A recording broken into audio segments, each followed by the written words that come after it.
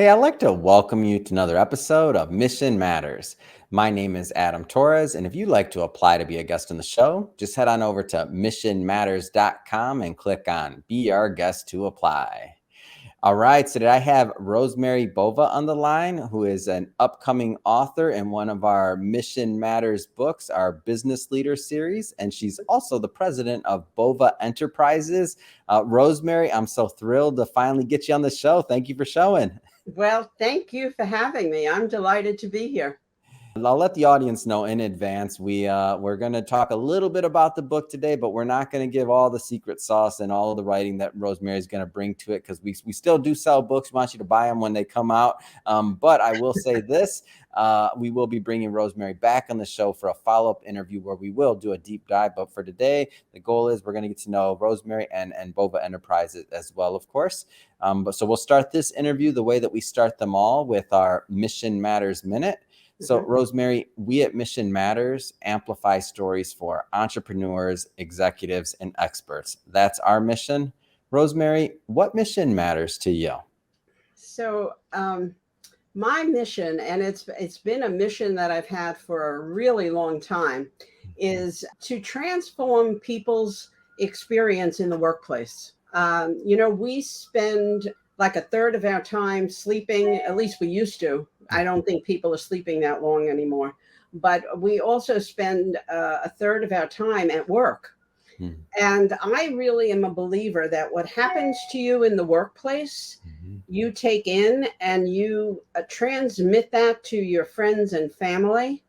And so I believe that if we have a more satisfying, productive, joyful experience in the workplace, which allows for success and profitability, then our family life is going to be like that. And our children are going to grow up differently. And so I'm really very passionate about this transformation of people's experience at work. It saddens me when I hear people say, oh, I hate going to the office, or I hate my job. It's really because I know it actually is closing them down. Their heart closes when you don't have joy in your life and satisfaction from work. You begin to close down. Yeah. I get that, and it's one of the reasons why I was so excited to have you on the show, because people need to hear your message. They need to hear what you're doing, how you're doing, and then really at the end of the day, there is hope. There's ways to deal with these challenges. So great to have you on. I guess just to get us kicked off, let's go a little bit into the book and what you propose to bring in your writing. So what inspires your writing and your topic? My topic is the power of four. And I learned about the power of four many, many years ago when I had the good fortune of spending a week with Buckminster Fuller, who most people don't know because he's been dead a long time. But he is the creator of the geodesic dome. But I also have learned over the years, actually rather recently, that four and the tetrahedron. The geodesic dome is made of tetrahedrons, and they're four equilateral triangles together, and they have structural integrity, so you can't crush them. And he used to say that all of life was made of tetrahedrons. And so I've kind of ruminated and pondered on that for decades, actually. Recently, I found that the tetrahedron was one of the sacred symbols. And it's gotten me to kind of embrace this whole idea of the importance of sacred symbols, how that creates or how that influences work, and looking at what's happening in our society and what's happening in the world. Right now, we are in such times of uncertainty. So I look at the power of four, and I've identified four elements or principles that I think every employed person should know. And so it's for the CEO as well as the shop floor person. And if you know these four principles, I think everyone can begin to create their own artistry, their own metaphor or creation. It's really a creation of how much of this am I going to use and how much of that. and they can begin to reclaim their work life. So it's very important for me because I'm very upset about what is happening in the world of work. And where people are, particularly our young people. I mean, they don't know what they're doing. And those of us that are older have a sense, and it's not to say that we did everything right. It really has more to do with how can we be, I like to say, midwives to the new, the new work systems, and how can you take what used to be and add what could be and blend that into something that's totally new and satisfactory, successful for everyone. So before we go further down that line, because I do want to get, especially coming on the tail end of the pandemic, a lot of things happen, a lot of displacement, people changing professions, people changing jobs by voluntary or involuntary, by any method, like change is happening. But before we go down that line, which I definitely want to explore with you and get your perspective, let's pause for a moment and tell me a little bit more about Bova Enterprises. Okay. So Bova Enterprises is like a niche consultancy. A friend of mine coined the word coach-sulting. And I have coach-sulting, that's a new one for me. It's a new one. She coined it. I have to ask her if I could use it. I mean, because I really do coaching and consulting as well. And I do program development. So Bova Enterprises is really about leadership development and about looking at the organization's spine of a mid to large corporation and identifying where there might be some fractures that are invisible. It's like people get these fractures on their bones and, they show up on an x-ray, but they don't, there's not a bone sticking out of the arm or the leg. So it's there. And how do you help that to heal? And what we do, I work with executives to help them bring their full self to their roles. I teach them about management, about a lot of things about management that they don't really understand. For example, a lot of managers would say to me, I give so-and-so the task, and then, they don't do it. And I say, well, but you're accountable for their output. They're not accountable for their output. They're accountable for doing the best job they could. But you're accountable for their output. So you are empowered to do that. And people look at me and kind of sometimes scratch their head. But things like that, where people, just don't know enough about managing, and perhaps managing in this new environment with the technology kind of rolling out as quickly as possible.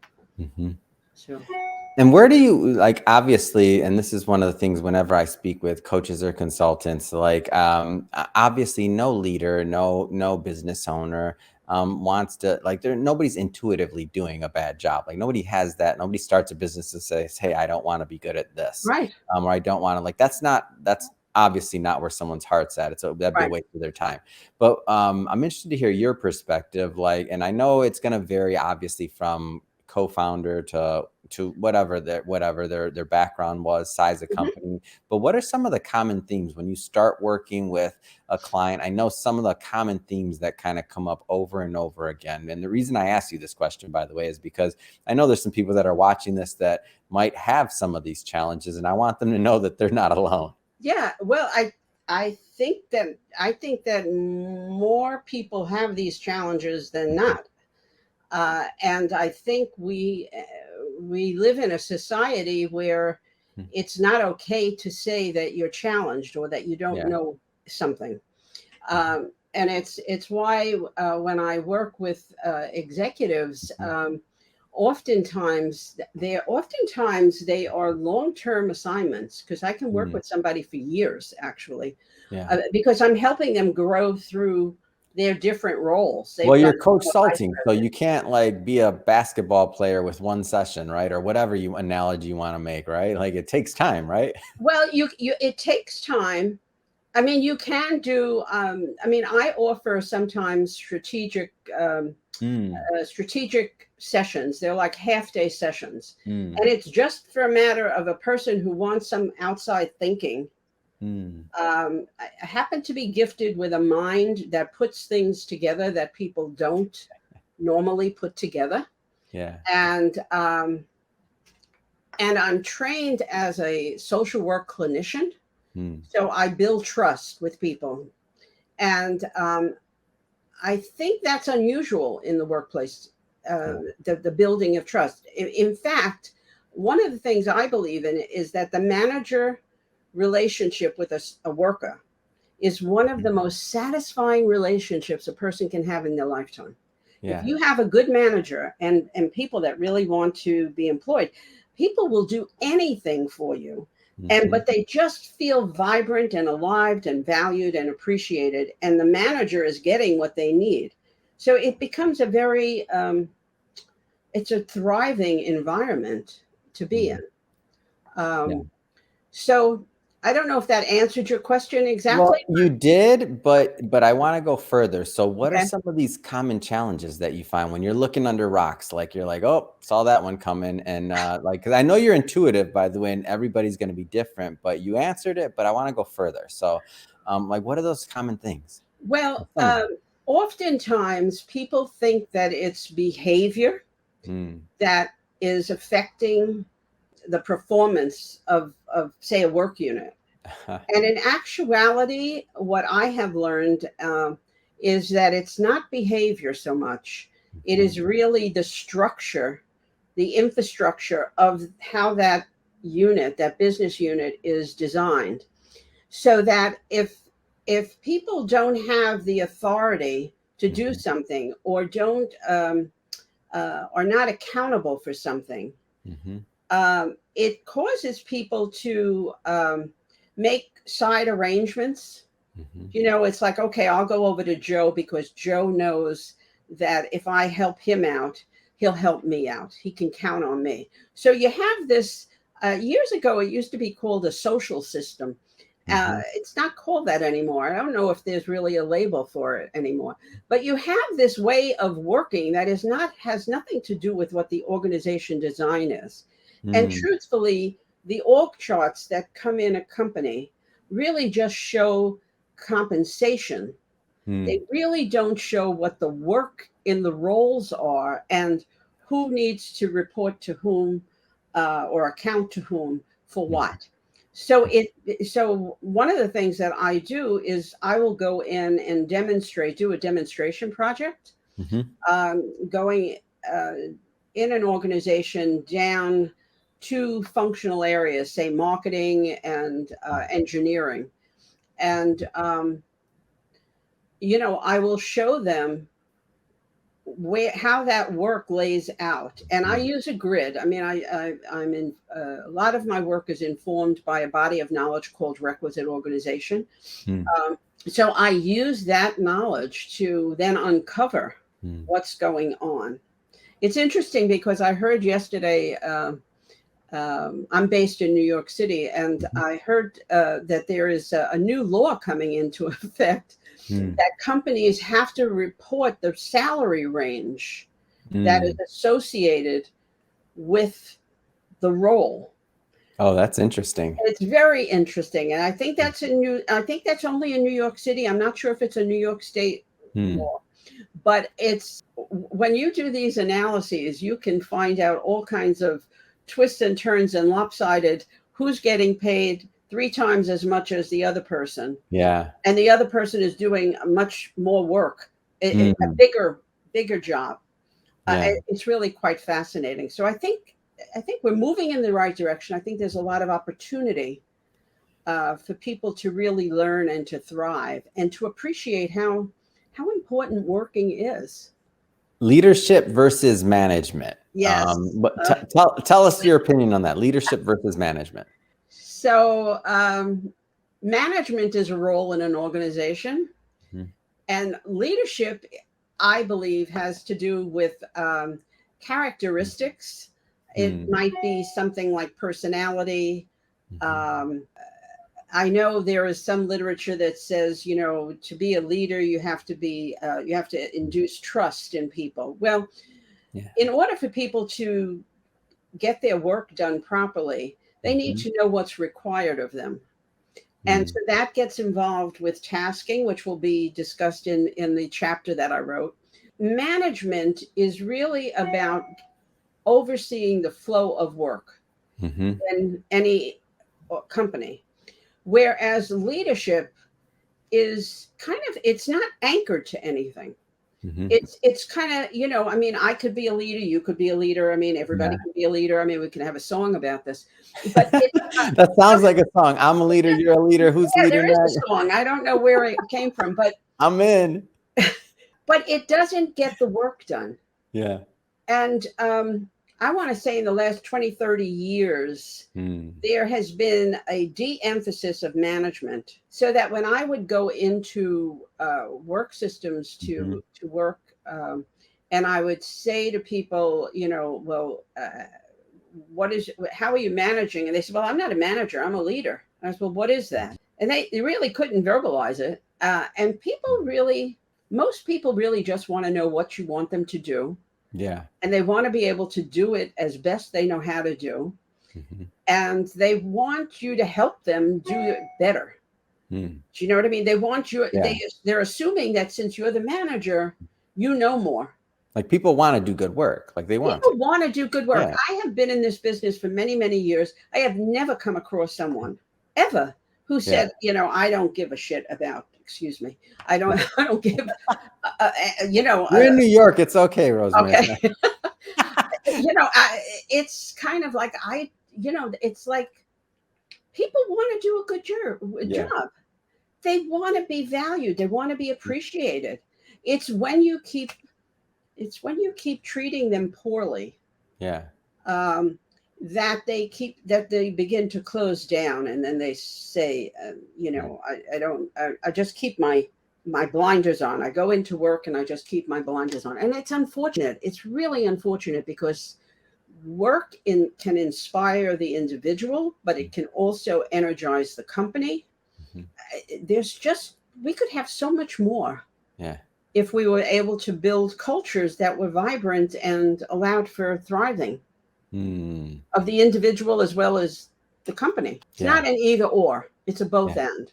That sounds like such a much more a pleasant experience than where maybe some people are at, right? Like there's a way to there's the end of the road there. That is achievable, right? Absolutely. I think it's very achievable. And I mean, listen, you need to know what you're doing. Yeah. But I do. That helps. I do believe it's achievable. And I'm coming upon more people because of the pandemic. A lot of people have reflected on their own life and who they are, what they stand for. Why are they in business? I mean, why are they working where they're working? So I think there is a much more of a readiness, an opportunity to look within, because they've already begun to peel off some of the layers that they've put on to protect themselves. Because some of these workplaces are really not pleasant. Yeah. Some of them are not pleasant at all. So, I want to switch focus here slightly. Okay. So organizational spine. Tell us a little bit more about that. So the organization spine is actually the way the roles are defined in the organization. So if you think about the body, if you think about your body and you think of your own spine, we know that the spine has nerve endings going out. You have all of these discs that separate different, facets of the spine. You have I'm not going to know my science here, but you have the lumbar. All right, this is fine. We got it. Okay.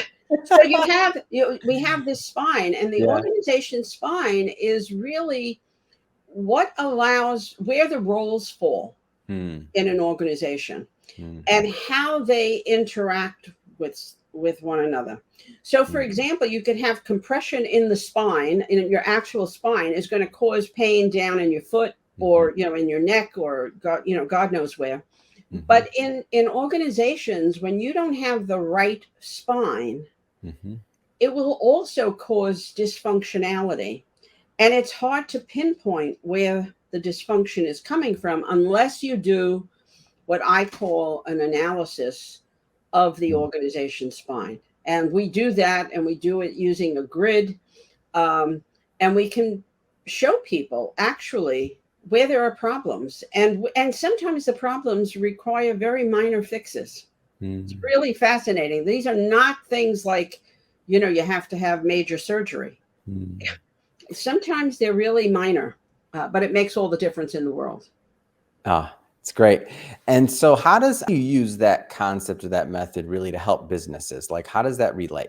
Well, you have to have someone who is probably hurting and knows that there's something wrong and wants... Might be a pinched nerve somewhere. That's all I got on the medical analogy. Right. A pinched there nerve, might be a pinched nerve, right? Pinched nerve, and they want to do something to correct that. And so there's a lot out there. If I use the medical model, there's a lot out there that treats symptoms but doesn't get to the root problem. The organization spine and the analysis that I do really gets to the root problem. It's not an overnight. You're not going to take a pill and feel better in the morning. You're going to be thinking you need a leadership team or a managerial leadership team that wants to really flesh this out, that wants to know why this is happening. And it enriches all of the players because they're delving deep into things that we've never taught before. We've really not taught it before. Do you find that when leaders go through this process, like sometimes there's just these, because I feel like there has to be a lot of aha moments. There has to be a lot of times where it's like, wow, I never would have caught that if I didn't do this. Do you find that happens? I think it happens very frequently. I mean, I was in a consulting to a major medical institution here in the city, and I was interviewing the manager of the person that I was doing some coaching with. And during that process, he was very senior. He was asking me a question or so. So I'm interviewing him about this third party. And he's suggesting something to me. And I said to him, do you mind if I step out of my role of interviewer and use this as a teachable moment for you? And he was a little startled, but he said, okay, go ahead. And he became my client after that. I mean, it was because there was something about that he didn't understand about the managerial role, that he was doing his best. He was trying his best. And doctors in particular they're trained as doctors. And they're trained to be collaborative. They're not trained to be to have authority over another doctor. And so trying to teach them about management is totally different because they have to move from their doctor role into their managerial role, and that requires holding people accountable and you being accountable for the outputs the others are producing. So it becomes very complicated. And you have to have people that are willing to learn. I mean, that's the other part. You need to have a willingness to say, I can do better. I know I can do better. Well, I never thought about that dynamic. That is interesting, how doctors are trained and that like doctors are not necessarily... They know nothing. They know nothing about... they know nothing about management. And a lot of academic institutions have specialized programs for them. But it's different. Having a program that meets maybe 3 weeks over the course of a year or 18 months is very different than having somebody that's going to work with you on a monthly or every other week basis for an hour or two, because you help integrate everything. They're going to help you to really get rooted in what you need to know. Great. So, it's a very different model. And it's Well, much cheaper, actually. well, Rosemary, I have to tell you, it's been great connecting with you and having you on the show today. It's so thrilled to get you published. And as I mentioned before to the audience, we will be bringing Rosemary back on for a second part of this interview, so that we can go deep into her writings and into the book. But for now, I just have to ask, what's next for you, Rosemary? What's next for you? What's next for Bova Enterprises? So what's next for me is I've been hesitant to say that I'm a thought leader, but I am a thought leader. Absolutely. And I want to do a lot more speaking to organizations and speaking to managerial leadership group, so that I can infuse them with some of these ideas. And then we can, certainly have, ongoing projects that come from that. But I think the time is ripe now for getting this work out there in a way that's much more heart centered. And the both and is so important to me. It's having the company thrive as well as the individual workers thrive, and demonstrating that you can have a very satisfying managerial subordinate relationship. It's wonderful. It's a wonderful relationship when you have it. It's great. And I've been fortunate to have it. And if people want to learn more about Bova Enterprises and to connect with you and your team, what's the best way for them to do that? The best way to do that, you can connect directly with me at rab@bovaenterprises.com. My website is bovaenterprises.com. I'm on LinkedIn, and they can connect with me through Mission Matters too, I guess. Absolutely. And we'll put all that information, by the way, in the show notes, so that our audience can just click on the links and head right on over and check out your site and connect as well. And speaking of the audience, if this is your first time connecting with Mission Matters or the platform, or listening to an interview or engaging, we're all about bringing on mission-based individuals to share their mission, what they're doing in business, and what we can all learn from the ups, the downs, the sideways, and everything in between, right? If that's the type of content that sounds fun or interesting or inspiring to you, we welcome you. Hit that subscribe button. We have many more mission-based individuals coming up on the line, and we don't want you to miss a thing. And Rosemary, looking forward to our next interview, but thanks again for coming on today. It's been a pleasure. Thank you. It's been a pleasure as well.